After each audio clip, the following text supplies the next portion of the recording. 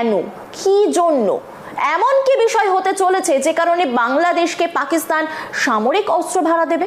পাকিস্তান কিন্তু তার nuclear capability যেটা আছে সেটা কিন্তু বাংলাদেশ কে তারা দিতে পারে। বাংলাদেশ এবং পাকিস্তানকে নিয়ে যে ভয় ভারত এতদিন পাচ্ছিল, এবার সেই ভয় সত্যি হতে চলেছে।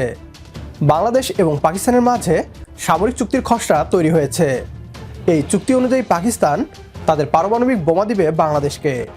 যে পারমাণবিক বোমার ভয় দেখিয়ে ভারত নতুন বাংলাদেশকে কাবু করতে চাইছে, এবার সেই পারমাণবিক বোমা আসছে বাংলাদেশের হাতে। পাকিস্তান তাদের পারমাণবিক বোমা বাংলাদেশকে ভাড়া দিবে। হুমকি মনে হলে সেই পারমাণবিক বোমা দিয়ে দিল্লির গদি উড়িয়েও দিতে পারবে। ন্যাটোর স্টাইলে বাংলাদেশ ও পাকিস্তানের এই সামরিক চুক্তি নিয়ে কি বলছে পশ্চিমবাংলার মিডিয়া, আসুন তা দেখি। বাংলাদেশকে ভাড়া দেওয়া হবে অস্ত্র। এরপর যে প্রশ্নটা কিন্তু স্বাভাবিকভাবেই উঠছে যে কেন, কি জন্য, এমন কি বিষয় হতে চলেছে যে কারণে বাংলাদেশকে পাকিস্তান সামরিক অস্ত্র ভাড়া দেবে? আপনাদেরকে কয়েক মাস একটুখানি পিছিয়ে নিয়ে যাব। আমরা তো 2025-এর একেবারে শেষ প্রান্তে দাঁড়িয়ে রয়েছি।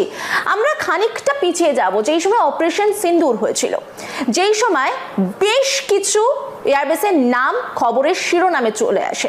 পাকিস্তানের বেশ কিছু এয়ারবেসের নাম সামনে আসে, তার মধ্যে নূর খান।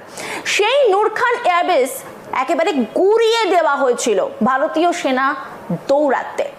সেইখানে দেখা গিয়েছিল যে পাকিস্তানের মাটিতে থাকলেও তার কিন্তু মূল পরিচালনা কাদের হাতে ছিল? না, আমেরিকার হাতে। এবার কি তাহলে বাংলাদেশকে সেইভাবে কোনোভাবে টার্গেট করা হচ্ছে? 2024-এ 15 আগস্টের পর থেকে বাংলাদেশের যে রাজনৈতিক সমীকরণ তার দ্রুত প্লট পরিবর্তন করছিল। আবার এই মুহূর্তে আমরা যে যুদ্ধ পরিস্থিতি, মানে অশান্ত পরিস্থিতি বাংলাদেশের ভেতরে দেখতে পাচ্ছি, সেখানে দাঁড়িয়ে বাংলাদেশের মাটিকে কি অন্যভাবে কোনোভাবে ব্যবহার করবার চেষ্টা চলছে? মানে আমরা দেখেছি যে আমেরিকার যৌথ সেনা ওখানে অভিযান চলছে, কর্মসূচি থাকছে বাংলাদেশের সঙ্গে।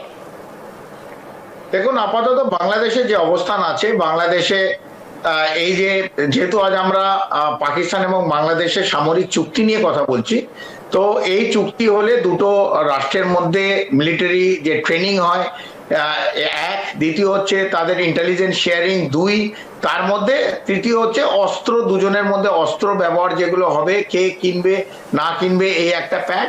আর চতুর্থ হচ্ছে যে একটা যদি শত্রু রাষ্ট্র, যেটা আমি বললাম, যদি অন্য রাষ্ট্রকে কোনো সময় আক্রমণ করে, তাহলে যে রাষ্ট্র যে প্যাক সাইন হয়েছে সেই রাষ্ট্র যারা অ্যাটাক করছে, আক্রমণ করছে, তাদের বিরুদ্ধেও একইভাবে আক্রমণ করবে। এটা হচ্ছে মোদ্দা এই খসড়া। এর মধ্যে যে প্রথম হচ্ছে পাকিস্তান এই যে সামরিক খসড়াগুলো কেন, এই চুক্তিগুলো কেন করছে, একটা সৌদি আরবিয়ার সঙ্গে করছে।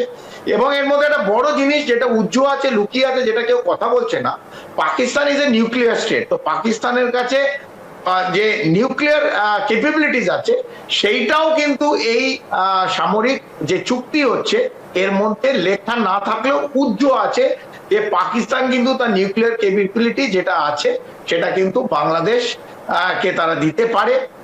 পারমাণবিক বোমা বাংলাদেশের হাতে চলে এলে ভারত বাংলাদেশের অভ্যন্তরীণ রাজনীতিতে হাত দিতে দুবার ভাববে।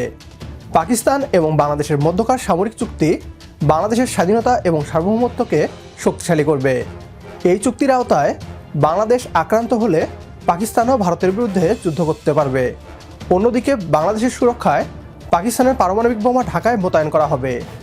বাংলাদেশের হাতে পারমাণবিক বোমা আসার আগেই ভারতীয়দের এত ভয়, আসলে যে কী অবস্থা হবে তা একবার চিন্তা করে দেখুন। বাংলাদেশ ও পাকিস্তানের মধ্যকার সামরিক চুক্তিকে সমর্থন করলে কমেন্ট বক্সে ইয়েস লিখে জানিয়ে দিন আমাদের। সেই সাথে ভিডিও শেয়ার করে দেখার সুযোগ করে দিন আপনার বন্ধুদের। পরবর্তী ভিডিও দেখার আমন্ত্রণ জানিয়ে বিদায় নিচ্ছি আজ। আল্লাহ হাফেজ।